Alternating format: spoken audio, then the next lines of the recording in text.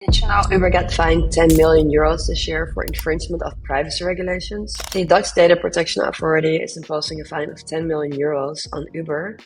And how did this happen? Well, basically, it means that Uber did not make sure how the personal data was being used of its drivers.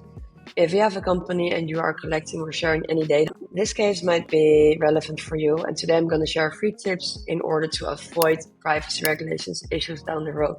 So what happened in the Uber case? Uber didn't make clear which period their data was being stored, and it didn't name the non-European countries in which it shared this data either. If you have a privacy policy and you're collecting any personal data, you must make sure that you explain with sufficient clarity how the data is being processed, because the user must be able to stand up for their rights, and they need to be able to see how it's processed, for which period, and they need to be able to request removal. The first tip I have for you today, if you are collecting or sharing any data, is to make sure you always have explicit consent of the user before you're actually collecting any data. So you need to have the approval prior before collecting or sharing it.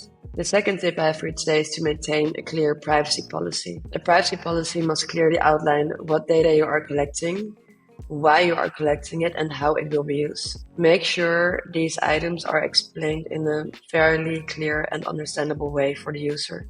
The third tip I have for you today is to secure a data handling process.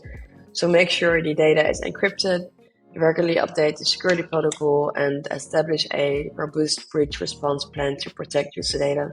And remember to never sell any data without explicit user consent.